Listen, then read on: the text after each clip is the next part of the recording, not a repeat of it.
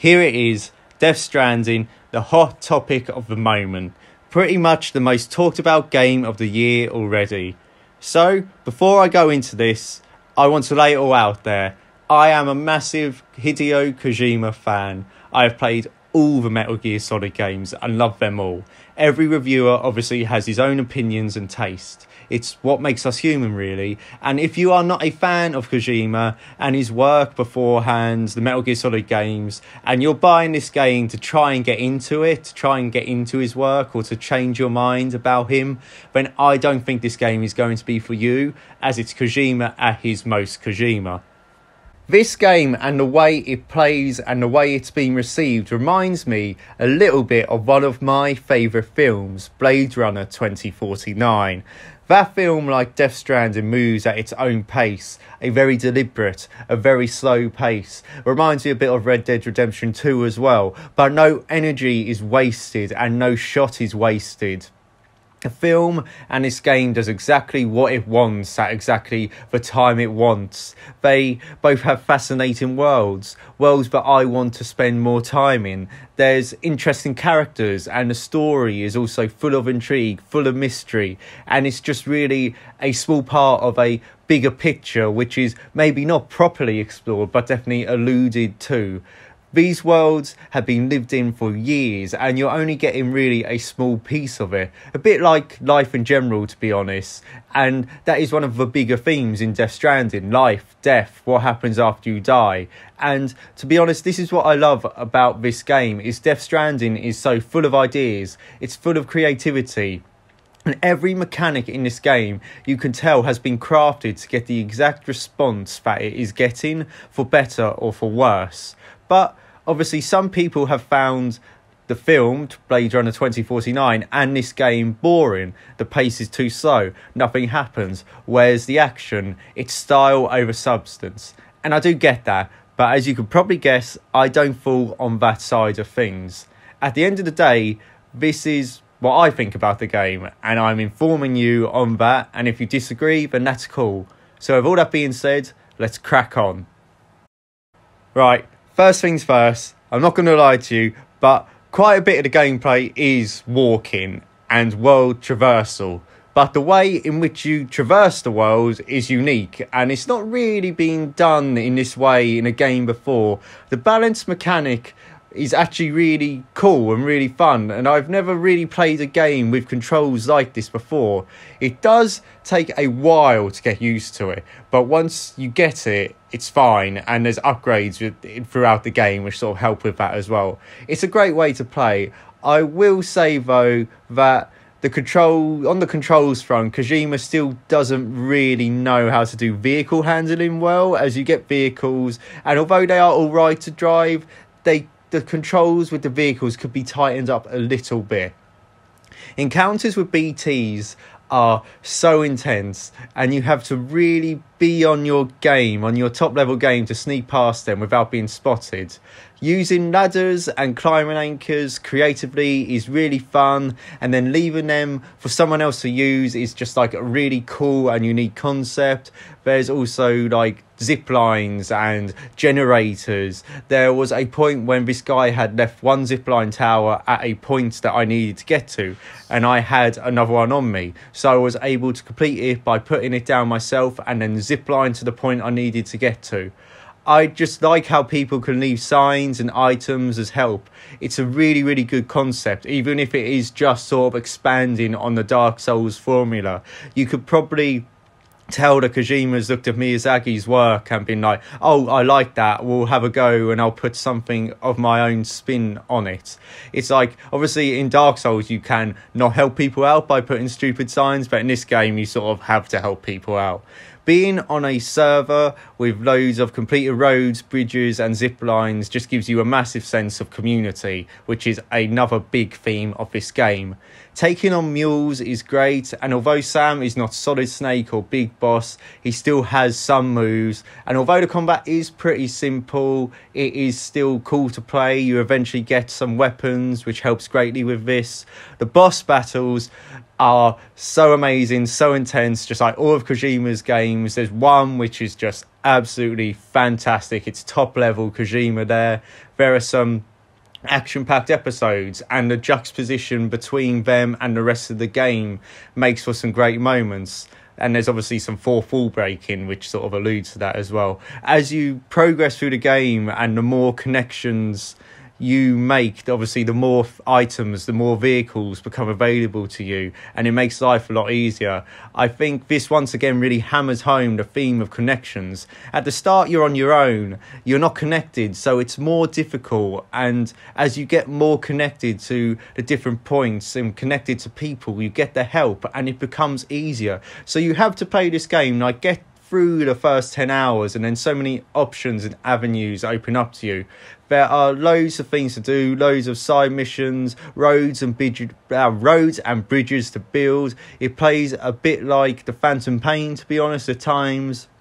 The resource management and the menus are very similar. Once you get used to them, it's very easy to navigate. I don't know what people are moaning about being able to navigate the menus. Just bloody learn the menus. The way the gunplay works is also very Phantom Pain too.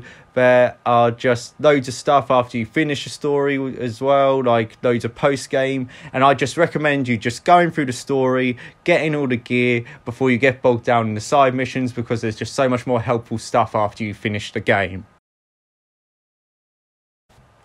The story is all about connections and connecting people. Essentially, and this is really breaking it down into its simplest terms, there's a whole another video on like what Death Stranding is about, which I'll probably do in the future, but this ain't it, because we need to get through this review.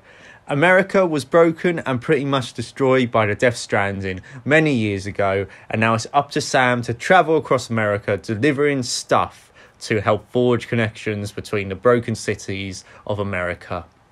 But there's terrorists, mules and BTs all trying to stop him, and that is really what the basic outline of this is going to be. Really. There are lots of cutscenes in this game, but that's to be expected, to be honest. You bought the ticket, you bought a Kojima game, there's going to be loads of cutscenes. There's loads of cutscenes in the first 2 hours, there's loads of cutscenes in the last 2 hours, but there's a hefty chunk of about 50 hours of gameplay in the middle, where there's a few cutscenes, obviously between chapters, but you get a lot of gameplay, so I don't know what people are moaning about there. Having played through Metal Gear Solid, this was really to be expected, especially from Metal Gear Solid 4, and I loved all the cutscenes in that, and it's just something I was expecting from the game. I loved it in MGS4, I love it in this game. The first 2 chapters are quite linear, and by that I mean it takes place in a separate open world area, but then when you hit chapter 3 it opens up and you get a load of things which help with your journey, as I've said before. I like the characters, they are very interesting and all play their parts really well. Mads Mikkelsen and Norman Reedus are both fantastic, they absolutely knock it out of the park, and they make you really feel for their characters. All the characters are really fleshed out and have amazing backstories which are explained really well. Chapter 4 is obviously no spoilers, but chapter 4 is absolutely amazing and so intense, very action packed. I can't say obviously much without spoilers, as I said, but it's definitely a highlight. Episode 9 though is the best. There's a boss fight in it, as I've said before, one of Kojima's best, one of his most intense. It's emotional, it just gets so good towards the end.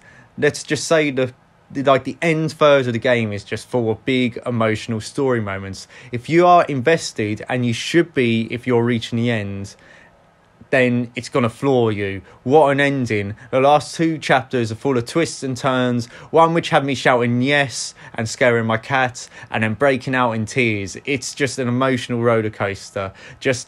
There's a twist at the end which just elevates the entire game for me.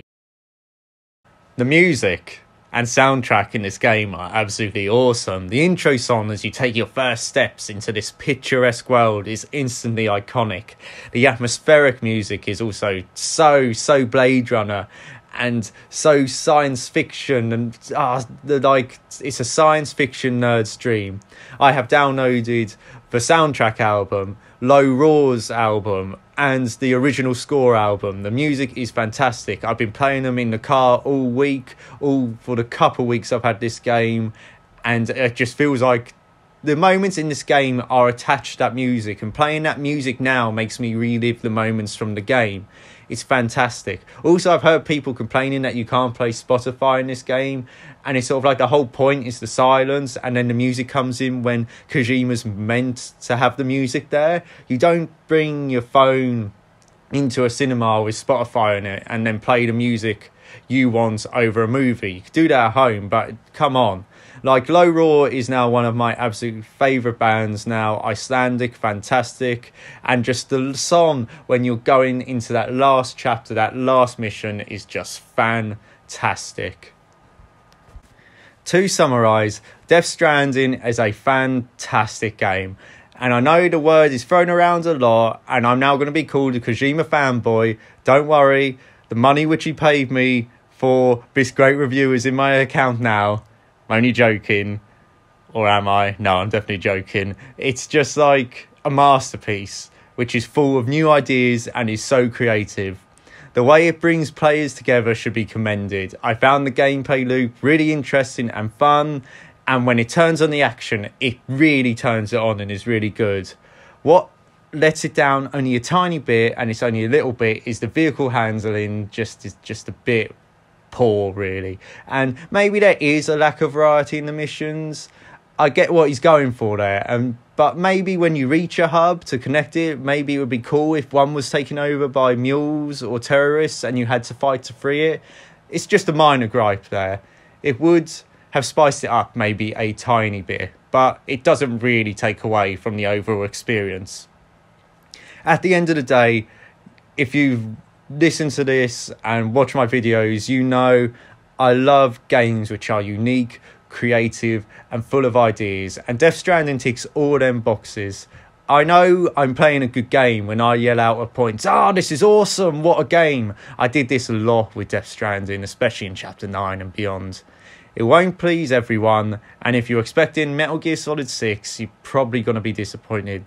This game is an experience like no other, and it will stick with me forever. I keep thinking about it, even though like I've finished the story, I'm playing the post-game, but at work I'm still thinking about the ending. Also, I'm going to try and platinum it. With this all being said, I am going to give Death Stranding Just Good Games first 10 out of 10.